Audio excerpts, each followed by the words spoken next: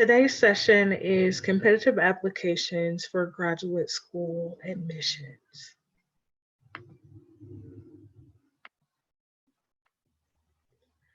So to put this in context, we are at Indiana University. We are the flagship campus founded in 1820, have 200 plus undergraduate majors, minors, and certificates, and nearly 200 doctoral, master's, and non-degree programs, a number of highly ranked programs in our O'Neill School of Public and Environmental Affairs, also our Kelley School of Business and our School of Education. Campus of 44,000, with about 10,000 being graduate and professional students and about 24% domestic minority enrollment. So in thinking about this session, we want to talk a little about what is graduate school. Specifically, it is focused on obtaining specialized knowledge from one concentrated area. During the graduate school process, you're going to develop a set of specialized skills to practice either a profession or to do advanced work. Particularly if you're in a STEM area, this would include doing an active research project, engaging in the lab. So why go to graduate school? It can increase your earning power, also help you to advance in your career, and give you greater flexibility to change careers. A number of jobs require either a master's or a doctoral degree, such as faculty positions and also research positions. So when should you go? You have a number of options. You can go immediately after finishing your undergraduate degree. Some of the pros about that are there's no knowledge gap in the field. Also, you're still in student mode. You haven't been working full time and making a lot of money. Some of the cons would be having new debt without having paid off your own debt, student loans, or other credit card debt that you've accumulated from undergrad. And also a con is the possibility of burnout after you've spent 4 to 5 years as an undergraduate student. You may need to take some time off.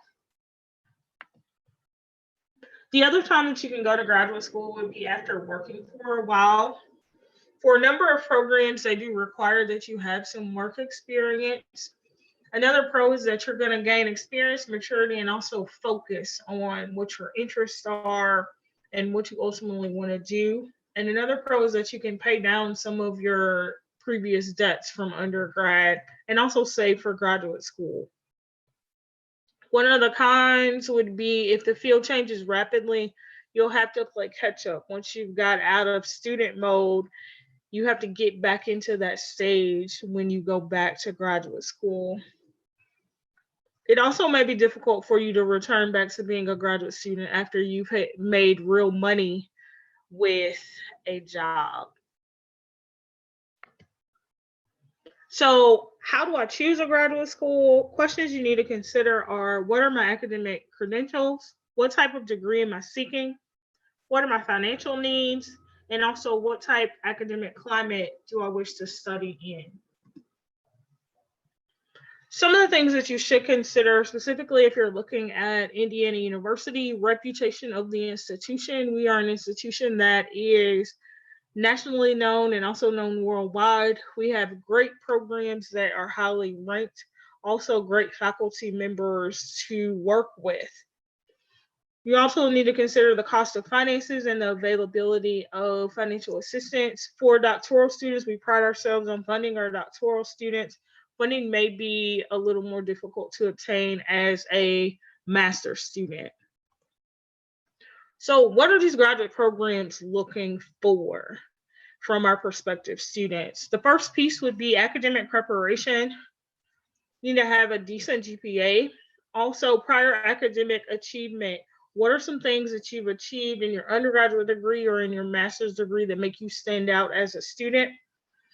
A number of departments do require standardized test scores. Some departments have gotten rid of that requirement and are focused more on holistic admission. We have a number of our departments that do require some type of research experience. Could be summer research experiences. It could be you working in a lab as an undergraduate or as a master's student. Also, we want students that are emotionally mature, students that are innovative and creative in the work that they want to do, and a student that can persevere. As a doctoral student, it may take you 5 or 6 years to finish your degree. So we want you to persist to graduation. Also, you want to have research interests that are compatible and career goals that are compatible with our faculty members of interest at our institution for programs and majors that you are trying to apply to. So how do you apply? Specifically, you want to contact our department. Also visit. We have a number of visitation programs where you can visit our campus. You can also search our website, and you want to look at 3 or 4 programs. In our case at Indiana University, we have an online application. The application fee is $70 for domestic and international students. The application is going to include the application transcripts, also a personal statement or research statement, and a copy of your CV. Remember to keep copies of everything, particularly when you are applying for additional financial aid or fellowships. One of the important pieces would be your transcript analysis. Typically, you want to have a grade point average that's above 3.0. You want to have scores that are trending upward. Shooting for a GPA of a 3.0 or above in your major courses, and particularly math and science courses if you're going into a STEM-related area. It's important to look at those patterns. You want to have a GPA that's trending upward from start to finish. And also you want to make a note in your personal statement about some strengths or weaknesses that you have in viewing your transcript. For standardized test scores, it's required by most programs, but we have some programs that no longer have this requirement, like biology and a number of our education programs, for example. We recommend that you definitely do a prep course, contact departments to see what scores are the average for that particular program, and also inquire about if there are subject tests that you have to take that are related specifically to your program. When you think about improving your GRE test scores, taking a prep course is helpful. Visiting the ETS online ETS website to learn more about the GRE, learn about how to make an educated guess when it doesn't hurt you. And of course, our best advice is taking some type of review course to help you get those strategies and increase your score for the GRE or GMAT or other standardized exams that you'll have to take. When you think about letters of recommendation, we do have a standard reference form that is part of the application process where your recommenders are going to be ranking you on a certain set of skills. And typically admissions committees use this to compare you against other applicants. For people that are submitting formal letters of recommendation for you, you want to consider suitable references. So your undergraduate advisor, somebody that you worked in their research lab, your project supervisor, also teachers that taught you upper level courses, and people that you work for. It could be a manager or supervisor. It could have been a summer internship or another technical position. All of those people that can write you good letters of recommendation and write things about you that are going to make you a unique applicant and stand out among your peers. When you think about your personal statement or goal statement, we want you to clearly express what your career goals are. Also, talk about your progress toward those goals, how this particular degree, a master's or doctorate, will help you reach those goals. Talk about how your research interests mesh with other faculty members of interest at our institution at Indiana University. You want to cite any published work.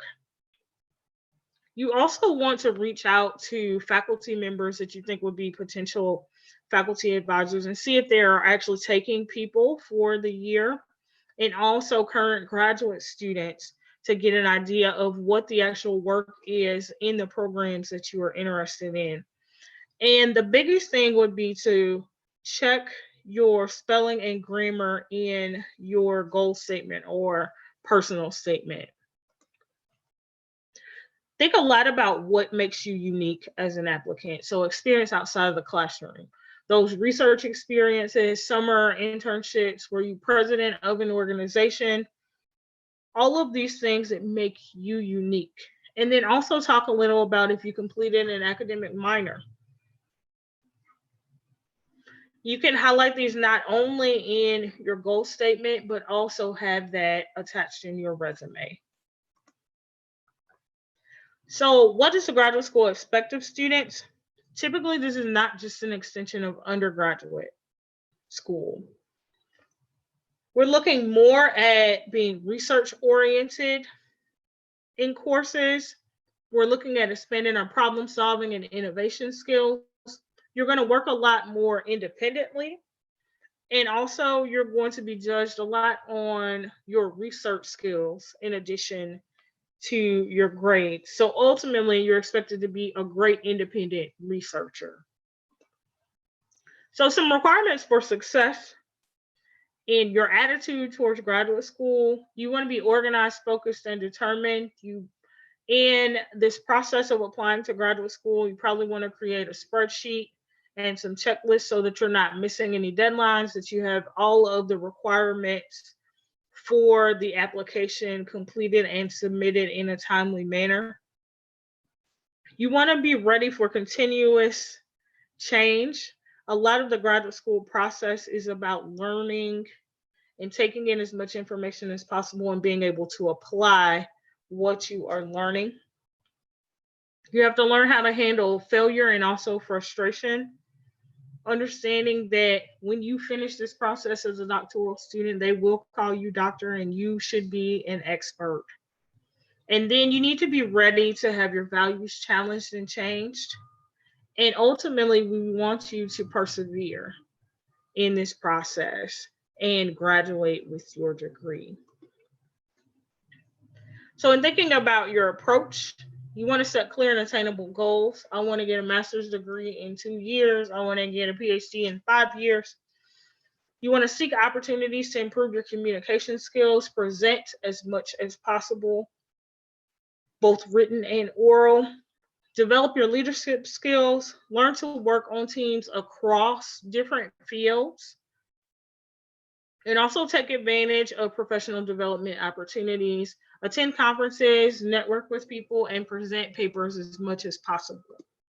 When you think about programmatic related success, you want to identify your degree requirements, what policies are in place, how many courses do I have to take, what does the process look like in moving to candidacy, and what does it look like in writing a dissertation and finishing out your degree. You want to select your mentor and graduate committee early. Develop a plan for your courses and research. And you want to learn some of those exemplary practices in your field and always be a person of high integrity. You want to publish as much as possible and present as much as possible related to your program related activities. And lastly, your personal well-being. Find a way to maintain a balance between your work-life balance. You want to counterbalance stress. You want to get involved with your department, your community, your church, anything that's going to create ways for you to balance the academic, the social, and the personal.